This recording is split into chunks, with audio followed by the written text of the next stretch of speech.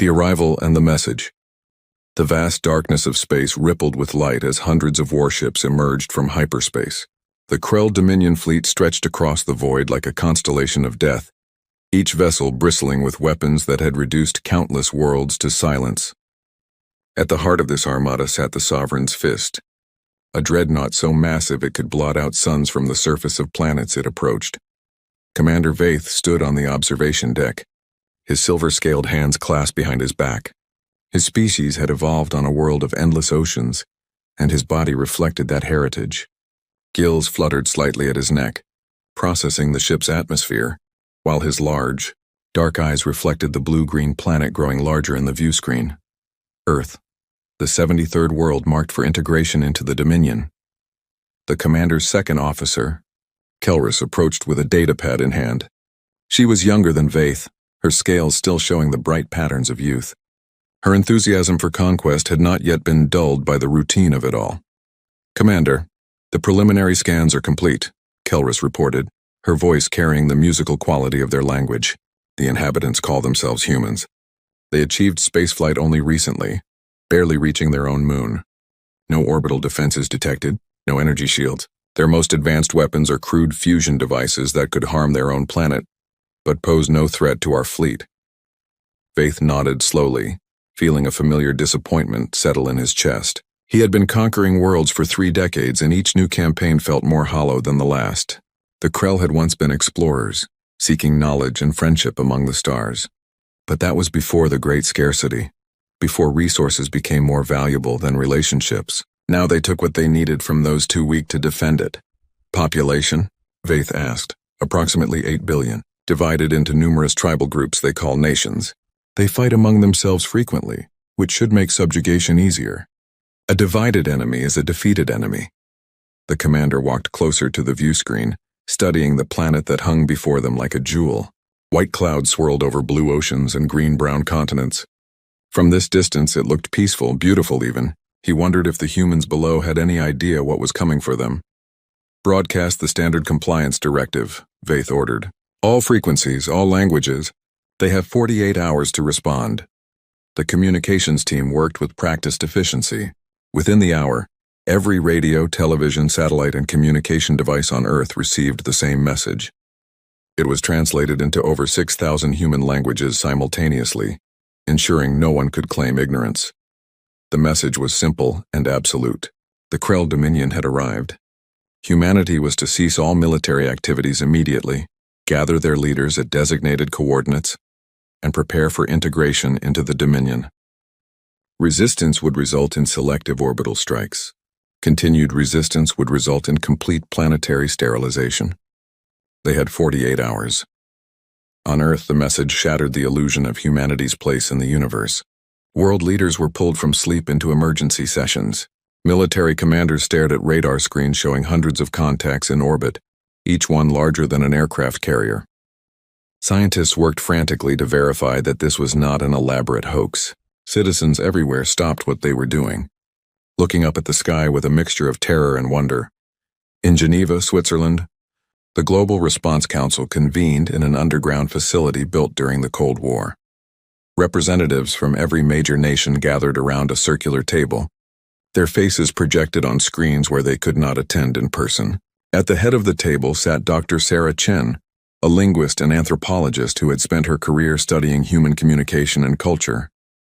She had been appointed as humanity's spokesperson, though no one was quite sure what that meant yet. "We cannot fight them," General Marcus Steele from the United States stated flatly. "Our weapons are designed for terrestrial combat. We have nothing that can reach orbit with enough force to damage ships that size. Surrender is not acceptable," countered Ambassador Okonkwo from the African Union.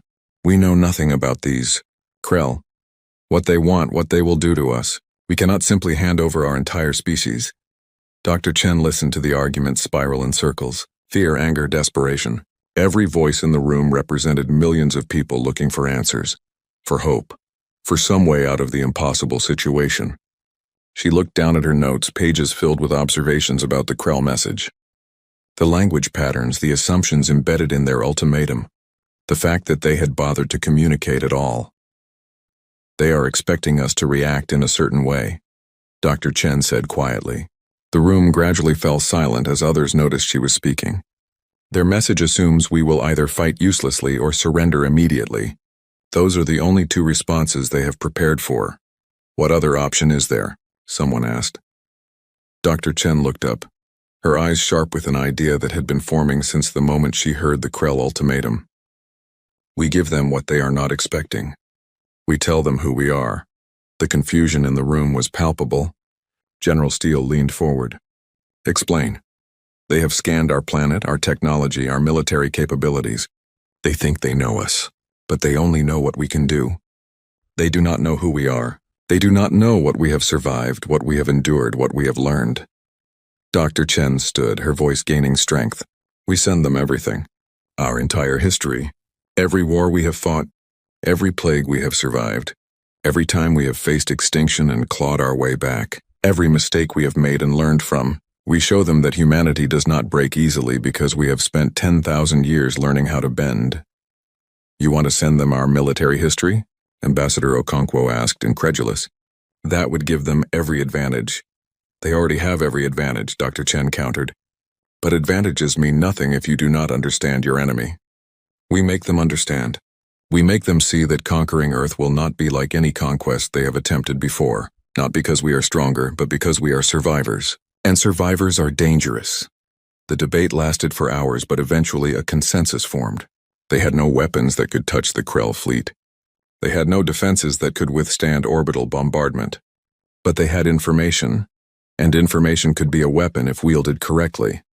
Within 24 hours, humanity's response began transmitting. The Krell fleet's communication arrays lit up with incoming data. Terabytes every second, petabytes every hour. The computers struggled to process the sheer volume of information. Kelrus was the first to notice something was wrong. Commander, we are receiving a response from the humans, but it is not what we expected. Vaith entered the communication center to find every screen filled with scrolling data. What is this? It appears to be historical records, sir. Military conflicts, medical journals, philosophical treatises, artistic works. They are sending us everything. The commander watched as images flashed across screens, humans fighting with primitive spears and shields, cities burning from something called aerial bombardment, trenches filled with bodies from chemical warfare, the blinding light of nuclear detonation. Each image was accompanied by detailed records. Casualty counts, tactical analyses, survivor testimonies, medical treatments developed in response to new horrors. Why are they showing us this? Kelrus asked, her scales paling. Are they trying to frighten us? Vaith did not answer immediately. He was reading a document titled The Art of War, written by a human named Sun Tzu over 2,000 years ago. The insights were sophisticated. The strategic thinking advanced despite the primitive technology of the era. Another document detailed something called guerrilla warfare, showing how small groups could resist larger forces indefinitely. Another showed plans for insurgency, for survival under occupation, for maintaining hope when all seemed lost. The data kept coming. Humans had documented everything. Every battle they fought, they analyzed for lessons. Every defeat they suffered, they studied to avoid repeating. Every enemy they faced, they learned from. And there were so many enemies. They had fought each other for their entire history, developing increasingly sophisticated methods of warfare, resistance, and survival. But it was not just military history. They sent literature, thousands of stories about facing impossible odds. They sent films showing aliens invading Earth and humans finding creative ways to win. They sent games where players practiced fighting extraterrestrial threats. They sent music composed in times of desperation that somehow inspired courage. They sent poetry written in concentration camps and war zones, words that refused to surrender even when all else was lost. Commander, there is a message attached, Kelrus said, her voice uncertain. The text appeared on the main screen in perfect Krell script. The translation algorithms had worked flawlessly. The message was short, just a few sentences, but they made Vaith's blood run cold. We have received your ultimatum. We understand you have superior technology and greater numbers. We know we cannot win a conventional war, but we want you to understand something before you proceed. We have been practicing. Every war we fought prepared us for the next. Every catastrophe we survived taught us how to endure. Every story we told reminded us that humans do not give up. We remember everything, every invasion we imagined, every apocalypse we survived, every time someone thought we were finished and we proved them wrong. We are not asking you to leave. We are not begging for mercy.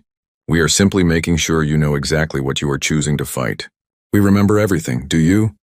Faith read the message 3 times. Around him, the communications center had fallen silent. Every officer was staring at the screens, at the endless data still pouring in from Earth.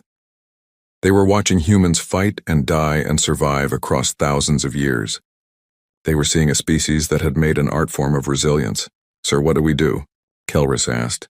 The commander looked at the blue planet on the view screen. Somewhere down there, 8 billion humans waited. They knew they could not win, but they were making sure the Krell knew the cost of victory. They were warriors who had been fighting since they learned to make fire, who had turned their own world into a training ground for survival. For the first time in his long career, Commander Vaith was uncertain. The humans had not responded with defiance or surrender.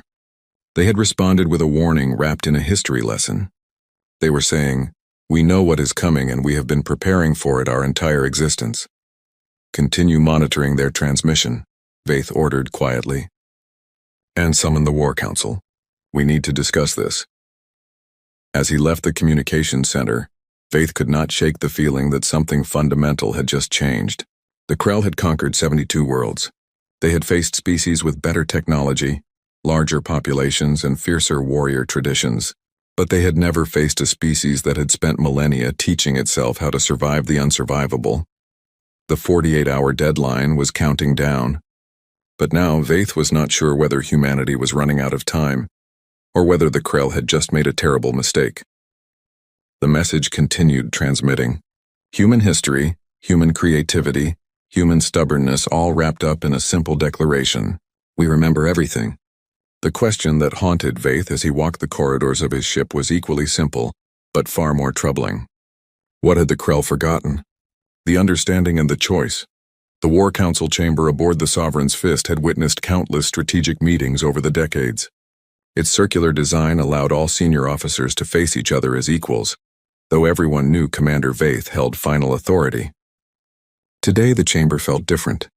The usual confidence that preceded a conquest was absent, replaced by an uncomfortable uncertainty that none of the assembled officers wanted to acknowledge. Vaith stood at the center, a holographic projection of Earth rotating slowly above his palm. Around him sat 12 of his most experienced commanders, each one responsible for a section of the fleet. They had conquered worlds together, celebrated victories together, and mourned losses together, but they had never looked quite so unsettled. "The human transmission concluded 6 hours ago," Vaith began, his voice measured. "Our analytical systems have processed the data. Intelligence Officer Dren, your assessment." Dren was old even by Krell standards, his scales faded to a dull silver that spoke of many years. He had studied alien psychology for half a century, helping the Dominion understand and predict the behavior of conquered species. He looked troubled as he activated his own holographic display. "Commander, I must confess that the human response is unprecedented in my experience. They have provided us with approximately 47 petabytes of data, covering roughly 12,000 years of recorded history. The content is deeply concerning." Dren paused, choosing his words carefully. "These humans are extraordinarily violent, but not in the way we typically encounter. Most species we conquer have warrior castes or military traditions. Humans have industrialized warfare. They have made it a science." Another officer, Commander Thrace, spoke up. Her scales bore the scars of actual combat, rare among modern Krell who typically commanded from orbit. "Surely their primitive weapons cannot threaten our fleet. I have reviewed their military capabilities. Ballistic projectiles, chemical explosives, crude atomic weapons, nothing that can reach us." "That is not what concerns me," Dren replied quietly.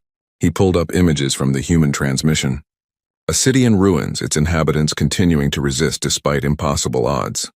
This is what they call Stalingrad, a battle during their Second World War. The defenders were surrounded, outgunned, outnumbered, and facing complete annihilation. By all military logic, they should have surrendered immediately. Instead, they fought for over 5 months. They turned every building into a fortress, every street into a battlefield. The attackers had superior equipment and numbers, but the defenders understood something crucial. They understood that time itself could be a weapon. Vaith leaned forward. Explain. Every day that city held out was a day the enemy's resources were committed to that single location. Every soldier killed, there was one less soldier available elsewhere. Every hour of combat in winter conditions weakened the enemy's ability to fight. The defenders did not need to win. They only needed to make victory too expensive.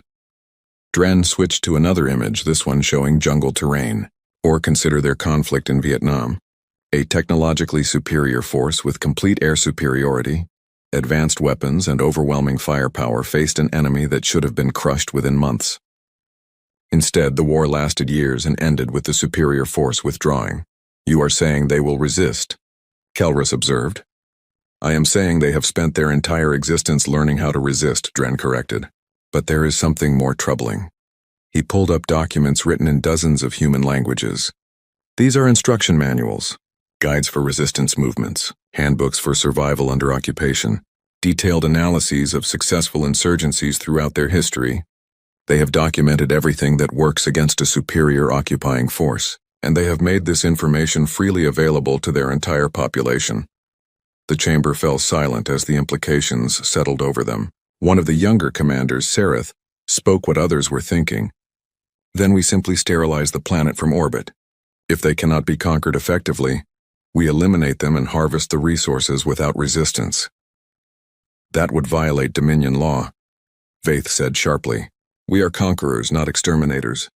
The Dominion requires living populations to maintain conquered worlds, to work the facilities we establish, to eventually integrate into our empire. A dead world serves no purpose. Then we face an extended occupation against an enemy that has literally written books about how to make occupation impossible. Thrace said flatly. She gestured at the holographic displays showing human history. Look at these records. They have been invaded countless times throughout their history. Sometimes the invaders won, sometimes they lost, but in every single case the humans learned something. They studied what worked and what did not. They passed that knowledge down through generations. We would be facing 8 billion individuals who have inherited 12,000 years of resistance tactics. Dren cleared his throat. There is another aspect we must consider. I have been reviewing their philosophical works, their literature, their cultural productions. Humans have a concept they call underdog stories. These are narratives, often fictional but sometimes historical, where a weaker party overcomes a stronger opponent. These stories are extraordinarily popular in human culture. They appear in every society, every era, every medium of communication. Stories, Sereth scoffed. What do children's tales matter? Because they reveal what a species believes about itself, Vaith said quietly. He had been reading some of the same material, and it had shaken something deep within him. These stories are not just entertainment. They are instruction manuals for hope. They teach humans that impossible situations can be overcome through creativity, courage, and persistence. They grow up believing that being the underdog is not a disadvantage, but rather a position from which great victories emerge. Dren nodded, grateful that the commander understood. Precisely. And they do not just tell these stories. They believe them. When we arrive, we will not just be facing their military. We will be facing 8 billion individuals who have been culturally conditioned since childhood to believe they can defeat us. The council chamber grew heavy with troubled silence. These were experienced military commanders who had seen countless battles, but this was different. They were beginning to understand that the humans had turned them into villains in a story. And in human stories, villains usually lost.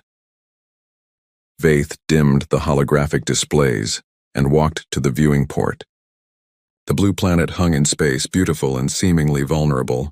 There is something else I discovered in their transmission, he said softly. Something I believe they wanted us to find.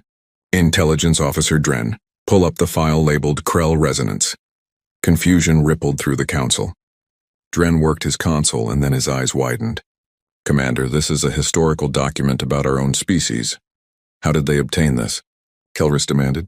They did not obtain it, Vaith replied. They deduced it. They analyzed our language patterns, our ship designs, our communication protocols. They compared it to their own historical data and drew conclusions. Read it, Dren. The old intelligence officer's voice wavered as he read. The Krell Dominion demonstrates characteristics consistent with a post-scarcity crisis civilization. Their technology suggests they were once explorers and scientists rather than conquerors. Their ship naming conventions include words that translate to harmony, discovery, and friendship. Yet they arrive as invaders. This implies a fundamental change in their civilization, likely triggered by resource depletion. They conquer not from cruelty but from desperation. They have forgotten who they were and become what they needed to survive. The silence that followed was profound. Vaith could feel the discomfort radiating from his officers. The humans had looked at the Krell Dominion and seen through them completely. They had identified the wound at the heart of Krell civilization. "They are correct," Vaith said quietly. "I have been reviewing our own historical records, files that most of us have never accessed. 300 years ago, the Krell were explorers.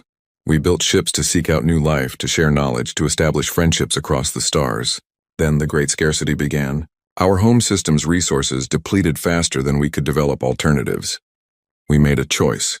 We could maintain our principles and slowly die, or we could abandon those principles and take what we needed from others. We chose survival," Commander Thrace stood abruptly, "and we have survived.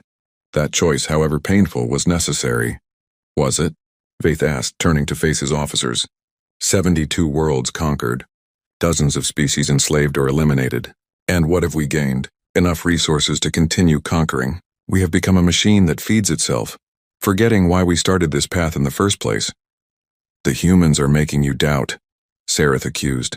"This is exactly what they intended. Their transmission is psychological warfare designed to weaken our resolve."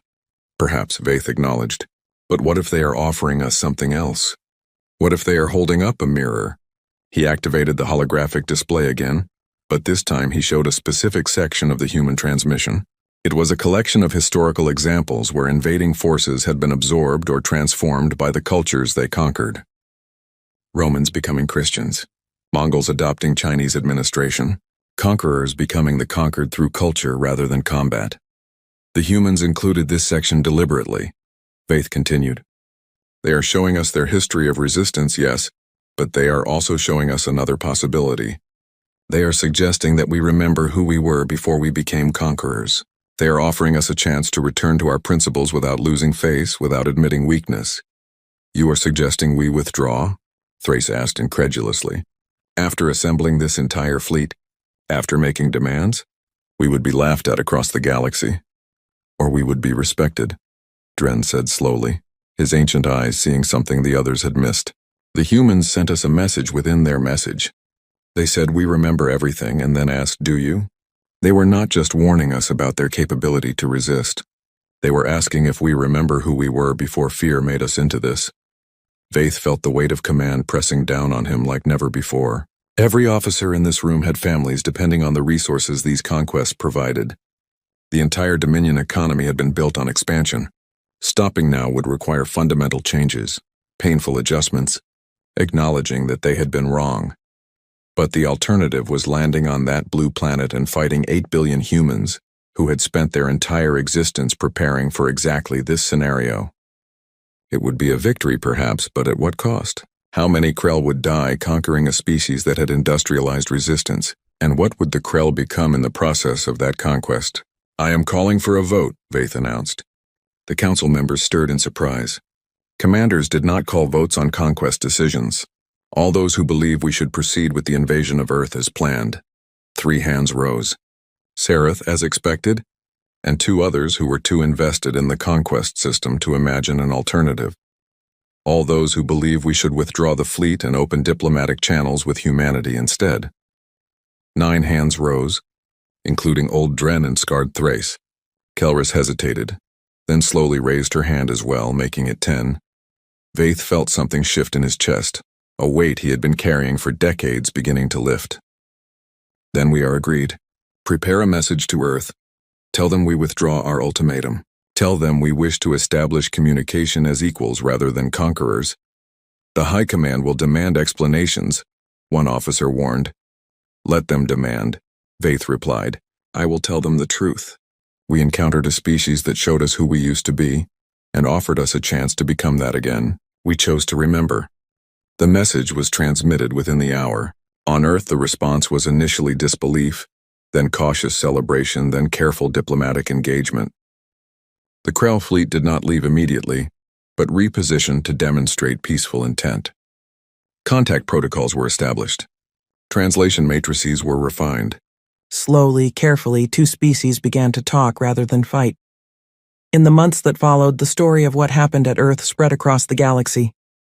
Some species mocked the krill for their weakness. Others were inspired by their choice. But everyone agreed on one thing. Humanity had won a victory without firing a shot, simply by making an enemy remember what they had forgotten. Dr. Sarah Chen would later write about that moment in history, about how a single message changed not just the fate of Earth but potentially the trajectory of galactic civilization. She would note that sometimes the most powerful weapon is not technology or numbers, but rather the ability to help others see themselves clearly. Commander Vaith returned to the Krell homeworld to face questions and criticism. But he also found others who had been quietly uncomfortable with the path their civilization had taken. His choice at Earth became a catalyst for change, slow and painful but genuine. Years later, when the Krell and humans had established true friendship, Vaith attended a ceremony on Earth. He stood with Dr. Chen looking up at the night sky where Krell and human ships now traveled together, not as conqueror and conquered but as partners. "We almost destroyed each other," Vaith said quietly. "But we didn't," Dr. Chen replied, "because we both chose to remember. You remembered who you were before fear. We remembered that strength is not just about winning fights but about giving others a chance to be better." "Your message saved both our species." "No," Dr. Chen corrected gently. "Your choice did. We just reminded you that you had one. In the end, that was what changed everything. Not weapons or threats or superior technology, just a message that said, 'We see you, we understand you, and we believe you can be better than this.' And somehow, impossibly, that was enough. The galaxy would never be quite the same. Because one species refused to give up, and another remembered what it meant to choose principle over expedience. Because a message traveled through space carrying not just data, but hope. Because sometimes the greatest victories are the ones where everyone wins. Earth remained free. The Krell remembered themselves. And across the stars, other species looked at what happened and wondered if they too might choose differently. One message, endless consequences, everything had changed.